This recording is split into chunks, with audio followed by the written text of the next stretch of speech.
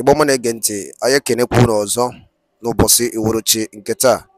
Anyị si n'ụbọchị nke taa mana na anyị mma o ise anyị sịkwa ka nke onye chiri ya zelo ụmụnne m dịka o si dị ya bụkwa Eastern News 24 ka anyị si wee na-ewetara unu ya bụ nnukwu ozi dị oke mkpa gbasata maka ihe na-eme n'obodo anyị nọ n'ime ya na gbasata maka nwere onwe ndị Igbo na-azọ.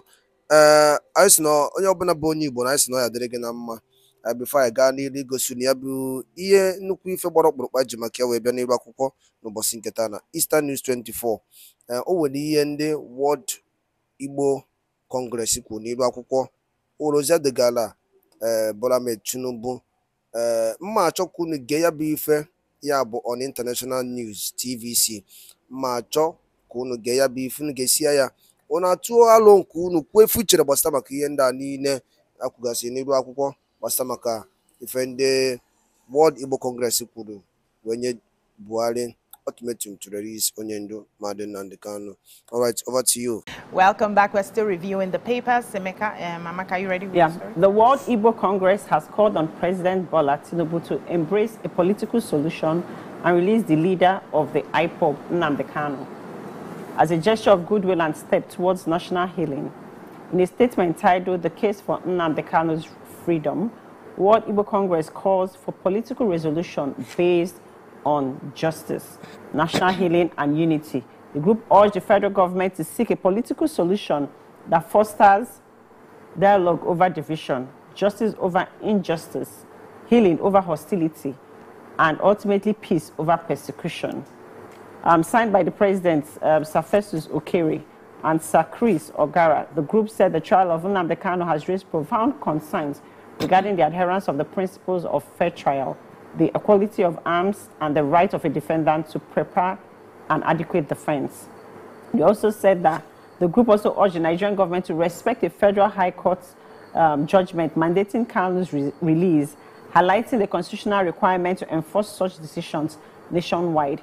And they also went to state that in the past, 313 detained Boko Haram terrorists that were released, and that they were not put or held for so long, that they were granted bail. Also, Hamis Subala, aka Wadumi, people that killed hundreds of innocent people. Yes, they were still released, and the federal government found the way to, negotiate with these people. That Nnamdi Kanu did not kill anybody, he did not kidnap anybody, he did not ransom anybody. He was not violent in any way. So they are wondering why the federal government does not want to, find a balance in how to resolve this issue, and are pleased that in following the adherence of the law, that they should follow the High Court ruling that Nnamdi Kanu should be released on bail. So I hope something is done about this. We'll talk about it yesterday too. So I want to take the story from the Defense Headquarters yesterday. The Director for Defense Media Operations, Major General Edward Buba, released the fact that they've uncovered some plans. These plans are by the terrorists to blackmail the military, that they want to make it look like the military is attacking, the attacks on them, which the military claims has been successful in decimating their powers, these terrorist groups, has led to killings of civilians, that the media and the people should be aware that they are going to be releasing those informations into the media space, that innocent citizens are being lost to the attacks being carried out. In the past few weeks, they've killed about 192 bandits, arrested 341. They've rescued 62 hostages. They said they were able to destroy 99 dugout pits. They were able to recover 36 storage tanks, 192 cooking ovens, 349 liters of stolen crude oil, 112 liters of illegally refined AGO, 13,000 liters of PMS. They've arrested 37 oil thieves within Niger Delta region of the country. That's in that area. They also said that they've been able to successfully kill 192 terrorists and arrested 341 others.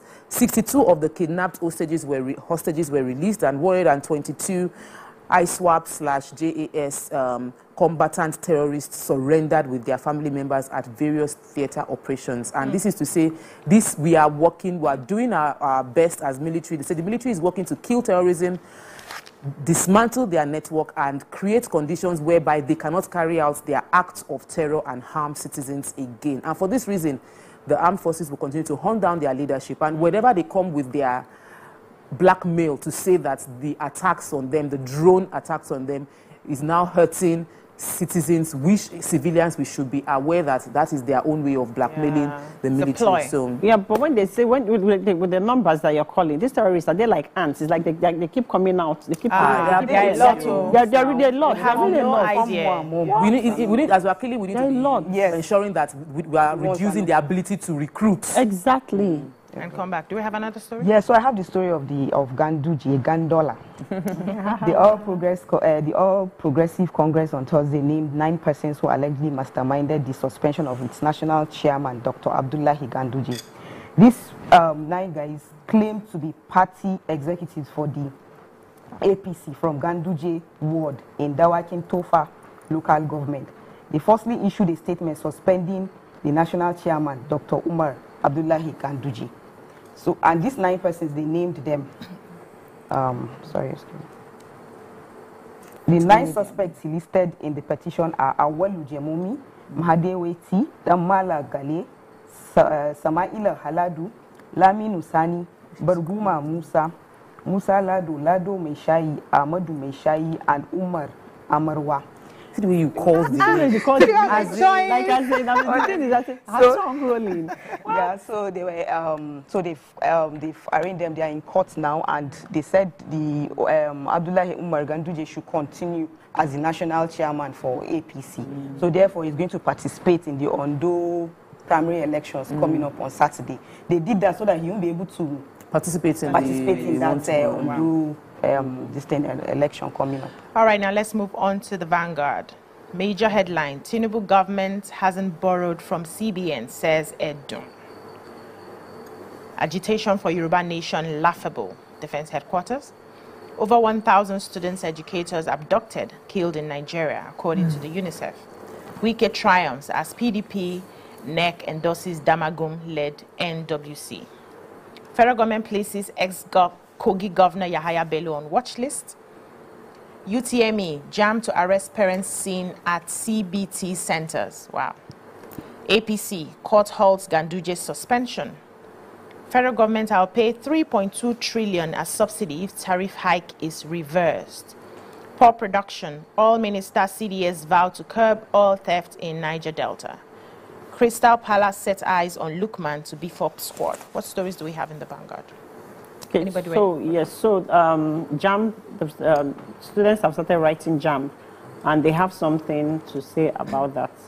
They said they don't want any parents or guardian to be seen at any computer-based test centers during the JAMB examination, which is starting on Friday. Any parent or guardian that is seen there will be arrested. And I'm wondering why. But Professor Isaac Oloyede, who is the registrar of the Joint Admissions and Matriculation Board, stated that most times parents come there to disrupt the activities of the examination. Sometimes people come and disguise as parents. You know, to sell, to give them examination, to give them exam quiz answers, you know, and then to start enforcing the exam malpractice. So they don't want anybody. Well, if you register for the exam as a student, you come, you sit down. Don't come with anybody. Nobody should escort you. No parents, no guardian. Just come. Or if they come, if they drop you, you enter. They go. Yes. When it's time, they come and pick you. They don't want people loitering around. They don't want anything that's going to cause exam malpractice, or you're talking to somebody and everything. Yeah.